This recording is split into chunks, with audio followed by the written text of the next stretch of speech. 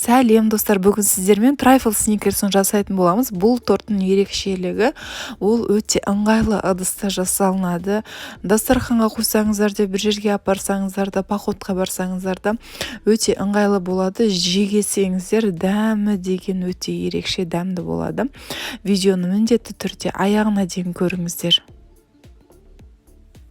Жұмыртқаны ыдысқа салып алдым. Жұмыртқа салатын ыдысымыз міндетті түрде құрғақ болу керек, су болмау керек. Жұмыртқаны өстіп миксерлеп бастаймыз. Жай скоростан бастап, сосын бірте скоростты көтеріп отырамыз миксеріміздің. Миксерлеп отқан кезде жанынан 50 граммнан қантты салып отырып миксерлеп отырамыз.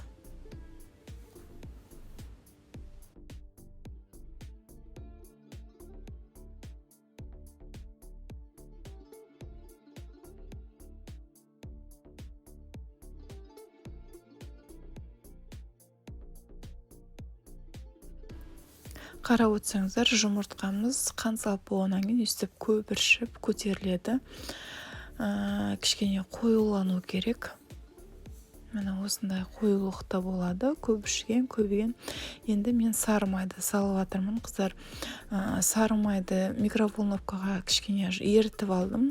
Комнатный температурада болса да бола береді, тек қатпаған болу керек. Сары майды салып, тағы да миксерлейміз 1-2 минут.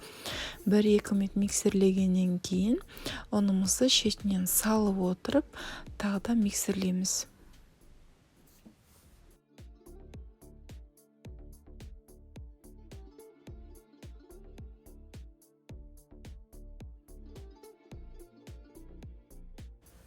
Ұнды шетінен бір 20-30 граммнан салып отырып миксерлейміз. Сол кезде ұнымыз әртік болып жабысып қалмайтын болады. Аз-аздан салып отырсақ. И қамырымыз да сондай воздушный, өз қалпында қалады. Аз-аздан салып отырып миксерлеп отыру керек.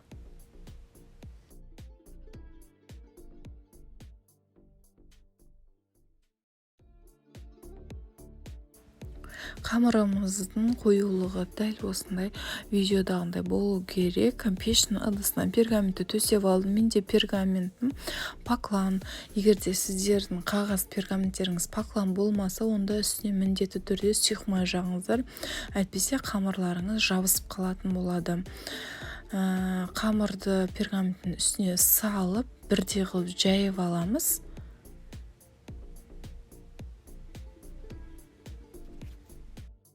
Қызып тұрған пеште 200 градуста 15-20 минутта пісіріп аламыз қамырымыз. Қамырымыз өте жұқа жайылғандықтан тез пісетін болады. Қамырымыздың піспесін ағаш шпажкамен тексеріп отырамыз. Егер шпажкаларыңыз сухой болса, онда пісті деген сөз. Менің қамырым 15 минутта пісті, қыздар, міне. Енді осыны суға 15 минутқа тағы қойып қоямын. Қамырым суу керек.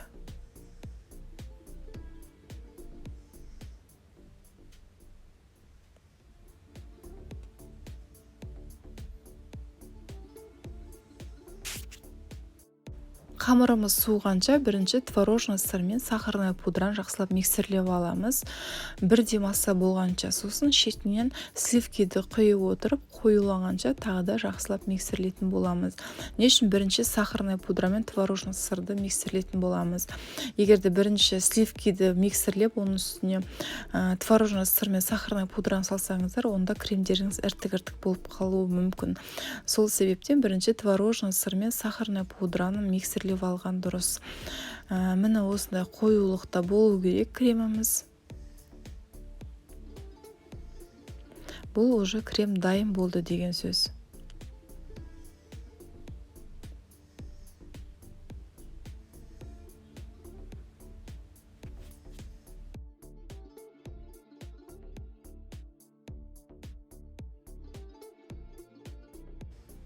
Шоколадный ганаш жасаймыз. Шоколадымыздың үстіне сүт немесе сливкиді құйып микроволновкаға салып ертіп аламыз. Менде сүт. 15 минут тұрып бисквитіміз суды. Енді қазір пергаментін алып, екі қолымыздың көмегімен осы бисквиттің барлығын өтіп шығамыз.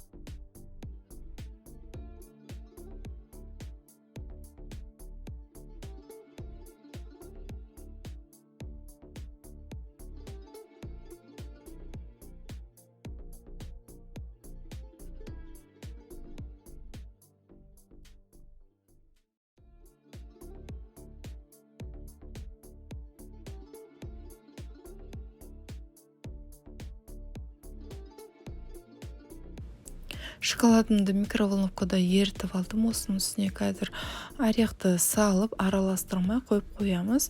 Кішкене шоколадымыз қоюлану үшін бір 15 минутқа қойып қою керек. Сүтіміздің үстіне қантты салып араластырып қойып қоямыз. Сүтті пропитка жасау үшін қолданатын боламын. Осылай шетінен аздап сүт құйып, қант салып, жақсылап араластырып отырып, қолданып боламыз. Бисквиттерді ыдысқа салып алдым. Әр ыдысқа 3-4 қасықтан пропитка жасап отырамыз.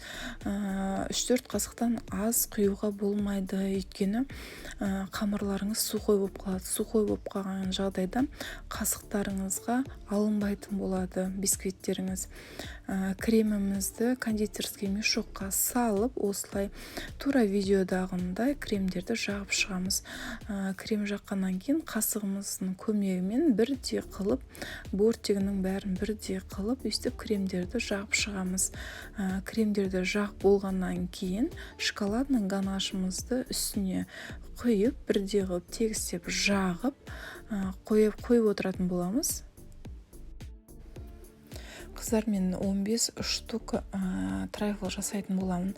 Егер де сіздер аз трайфл жасаймын десеңіздер, кем дегенде бір 7-8 трайфл жасаймын десеңіздер, тура осы рецепті тура жартысынан жасасаңыздар болады. Мысалға, бисквитті 2 жұмыртқаға жазған ұнымды, қантымды жартысын ғана жасап істесеңіздер болады. Кремді де тура солай жартысын ғана жасап, бір 7-8 трайфл жасауға болады.